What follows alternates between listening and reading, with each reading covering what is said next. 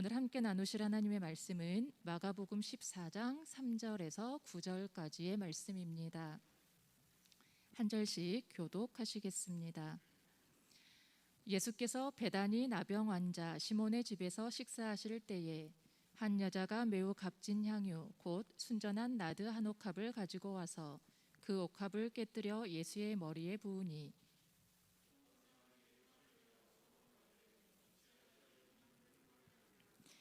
이 향유를 300데나리온 이상에 팔아 가난한 자들에게 줄 수 있었겠도다 하며 그 여자를 책망하는지라.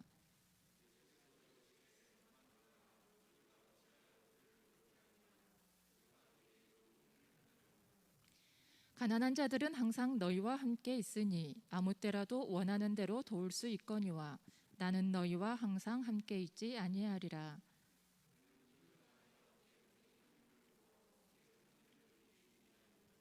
함께 읽습니다. 내가 진실로 너희에게 이르노니 온 천하에 어디서든지 복음이 전파되는 곳에는 이 여자가 행한 일도 말하여 그를 기억하리라 하시니라. 아멘. 한 주간 잘 지내셨습니까? 계절이 갑자기 또 확 바뀐 것 같습니다.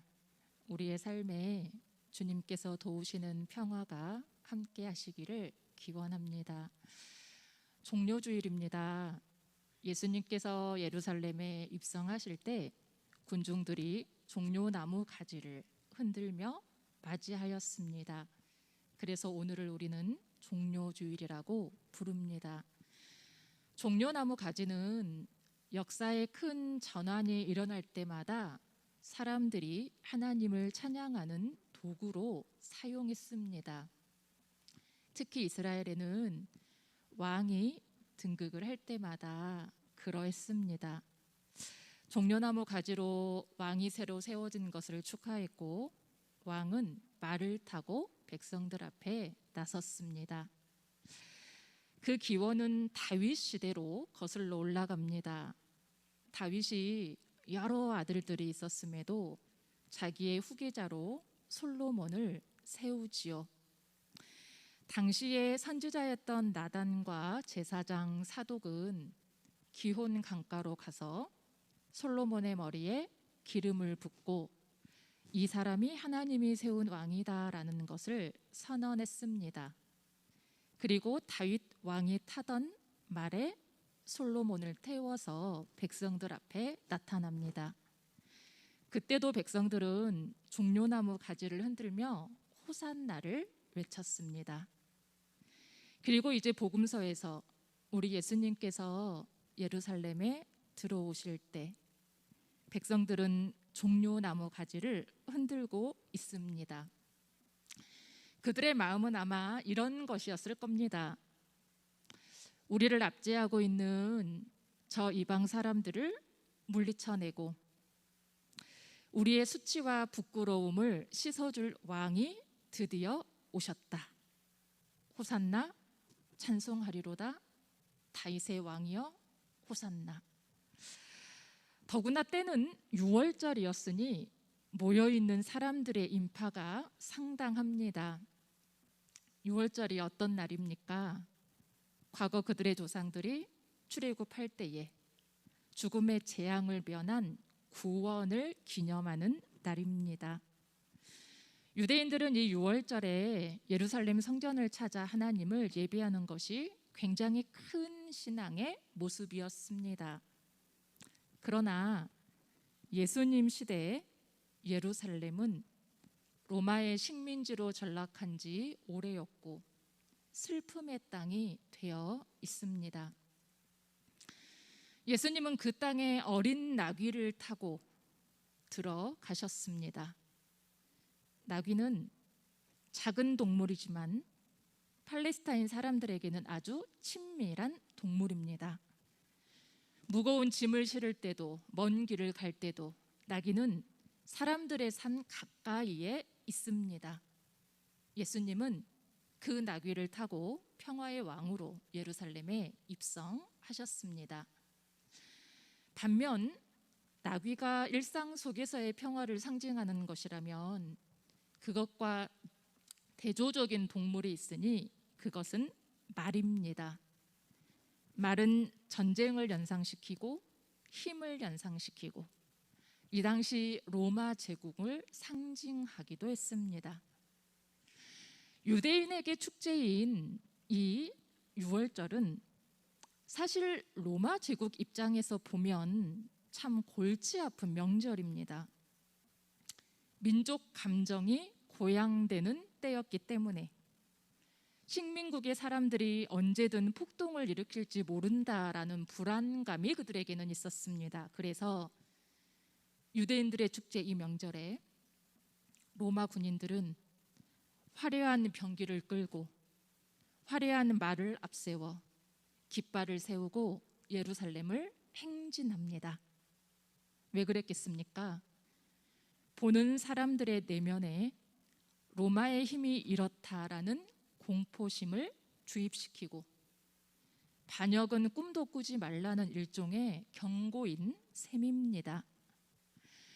이런 화려한 기마 부대 옆에 우리 주님께서 어린 나귀를 타고 들어오십니다. 로마와 대조적인 이 예수님의 모습은 강한 무력, 폭력, 로마 군사에 대한 전면 부정입니다.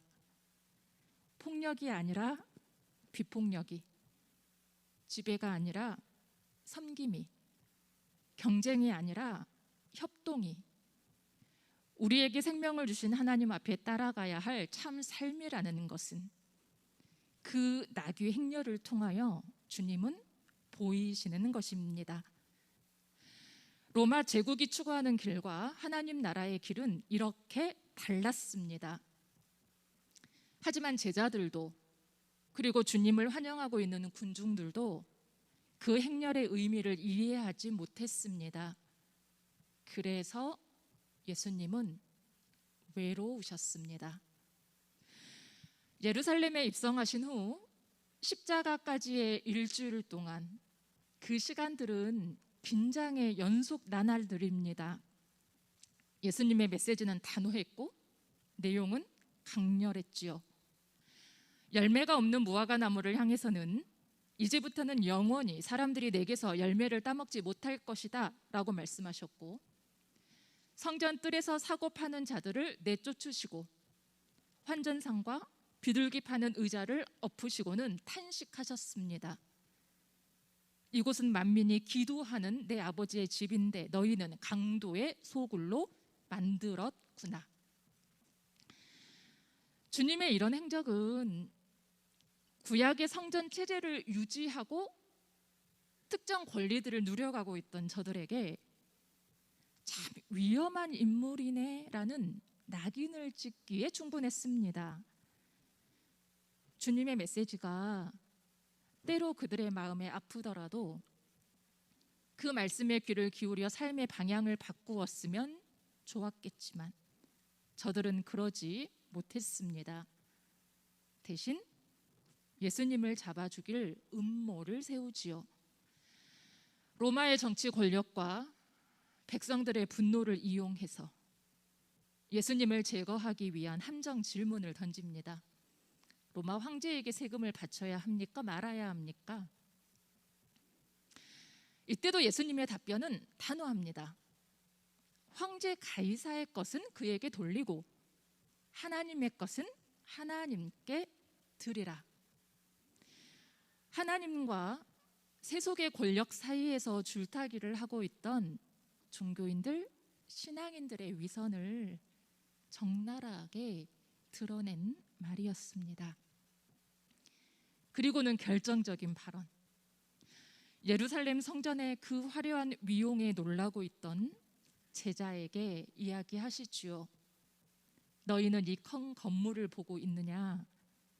여기에 돌 하나도 돌 위에 남지 않고 다 무너질 것이다. 당시에 가장 신성시되던 예루살렘 성전인데 그런 곳이 남김없이 무너질 것이라니요. 본질을 잃어버린 성전은 더 이상 성전일 수 없다는 얘기입니다. 더 정확히는 당시 예루살렘 성전과 함께하는 그들은 신앙의 본질을 잃어버렸다는 의미이기도 합니다. 주님께서 금기를 건드리신 거잖아요. 그러니 예루살렘에서의 마지막 일주일은 평온할 수가 없었습니다. 주님 가시는 곳마다 팽팽한 긴장감이 밀려옵니다. 게다가 제자들은 여전히 철이 없습니다. 예수님은 철저히 외로우셨습니다. 그래서 오늘 이 본문은 유난히 더 따뜻하게 다가옵니다. 예수님이 베다니에서 나병 환자였던 시몬의 집에 머무실 때의 일입니다. 한 여인이 들어와 값진 순수한 나드 향유 한 옥합을 깨뜨리고는 예수님의 머리에 부었습니다. 향유를 붓는 행위만도 특별한데 더구나 이 나드 향유는 귀한 것이었기에 아주 고가의 기름입니다. 그것을 깨뜨려 아낌없이 예수님의 머리에 붓고 있습니다. 사실 지켜보는 모두에게 당황스러운 상황입니다. 그런데 여인은 주변에 아무도 없는 것처럼, 아니 어쩌면 주변의 시선을 전혀 느끼지 않는 것 같기도 합니다. 오직 예수님을 향해 나아가고 있습니다. 오직 좋으신 주님께, 나에게 이런 삶을 허락하신 그 좋으신 주님께 그 귀한 것을 드리고 싶을 뿐입니다. 이 여인의 행동에는 표현하기 어려운 아주 깊은 마음이 담겨 있습니다. 심정이 담겨 있습니다. 향유를 부어드리는 순간 여인의 가슴에는 향유보다 값진 무언가가 스며들었을 겁니다. 주님과의 친밀함입니다. 주님과의 하나됨입니다. 행동 속에 내포되어 있는 그 마음을 읽지 못한다면 이 상황은 이해하기 어려울 터. 그 자리에 있던 제자들은 행동 자체밖에 보지 못했습니다. 그 자리에서 벌어지고 있는 한 여인의 생명이 회복되는 이 사건을 보지 못한 채 여전히 돈 타령을 하고 있습니다. 그것을 팔았더라면 300데나리온은 넘게 받았을 것이고 그것을 가난한 이들에게 나누어 주는 것이 더 귀한 일이 아닌가라고요. 명분이야 근사하지만 사실 그들이 집중하고 있는 것은 사람이 아니라 그 비싼 향유, 물건 자체였습니다. 주님은 제자들을 돌아보며 말씀하시지요. 본문 6절, 가만두어라. 왜 그를 괴롭게 하느냐. 그는 자기가 할 수 있는 내게 좋은 일을 하였다. 주님은 여인의 그 행동이 예수님의 장례를 위해 할 일을 미리 한 것이라고 말씀합니다. 물론 이 여인이 예수님의 십자가 죽음을 예감했다는 뜻은 아닙니다. 여인이 보인 그 마음 깊은, 누구도 헤아릴 수 없는 그 깊은 곳의 사랑과 감사의 표현이 마치 다가올 예수님의 죽음에 바치는 일종의 찬양과도 같습니다. 그동안 지도자를 자처하는 이들, 신앙 좋은 척하나 위선이 가득했던 이들, 아무리 얘기를 해도 그 의미를 헤아리지 못하는 이들과 대립하면서 지치고 고단하셨을 예수님의 마음에 이 여인의 찬양과도 같은 이 행동은 얼마나 위로가 되셨을까요? 여러분, 우리가 단 한 사람만이라도 정말 우리의 진심을 알아봐주고 우리를 진심으로 사랑하고 있다는 것을 우리가 안다면, 그렇다면 어떠한 어려운 일을 만나도 우리는 그것을 이겨갈 수 있습니다. 여인이 이전에 주님으로부터 그 따뜻한 사랑을 느꼈다면, 이제 그 감사와 사랑을 담아 나타난 오늘 본문에서는 예수님께서 이 여인을 통해 그 위로를 느끼지 않으셨을까 생각합니다.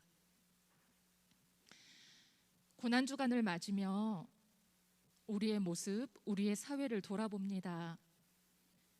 코로나로 인한 거리두기 생활이 길어지면서 외로움으로 몰린 사람들이 많아졌습니다. 우리의 생활 모습은 많은 부분이 여전히 위축되어 있고 예배에 대한 생각조차 각기 다릅니다. 경제적인 어려움은 서로를 향해 여유롭던 손을 움츠러들게 하고, 정치적인 혼란은 갈등과 대립을 양산합니다. 여전히 끊임없이 산업재해가 일어나고 장애인을 향한 혐오 발언이 공식적인 자리에서도 서슴없이 발화됩니다. 그것들을 바라보는 우리의 마음이 이렇게 무거운데, 그런 이 땅을 향하시는 주님의 마음은 정작 더 외롭지 않으실까 말입니다. 주님은 어긋난 사회를 향해서는 날선 비판을 하시다가도 적지만 두 렙돈 헌금에 담긴 그 정성을 아주 기뻐하셨고, 향유 부은 이 여인의 진심을 알아봐 주셨습니다. 그 주님은 어지러운 사회 현상을 넘어 그럼에도 주님 앞에 정직하게 살아가기 원하는 우리를 바라봐 주고 계시고, 할 수 없는 것이 많다고 하는 이 시기에 그럼에도 주님 앞에 할 수 있는 것들을 가지고 예배하는 우리의 삶을 기억하고 계십니다. 코로나 이전에도, 지금도, 그리고 이후에도 주님은 그렇게 진심을 알아봐 주시는 분입니다. 2022년 고난주간, 이제 우리가 그 주님의 마음을 알아봐 드리기를 원합니다. 예수님이 마음 두실 곳, 바로 우리 자신들이 되기를 바랍니다. 향유 옥합을 깨뜨려 주님을 사랑하였던 본문의 여인, 십자가 죽음 향하시는 주님께 따뜻한 힘이 되었을 이 여인의 신앙이 우리의 신앙이 되기를 소원합니다. 또 그 신앙은 함께 살아가는 이웃을 향해 나아가는 것임도 기억하기 원합니다. 다른 이의 아픔을 함께 아파할 줄 알며 현상 너머의 마음을 읽어줄 줄 아는 사람, 우리가 그런 그리스도인이 되기를 소망합니다. 고난주간 사순절의 마지막 여정 가운데 이제 주님께서 당신과 동행할 이들을 찾고 계십니다.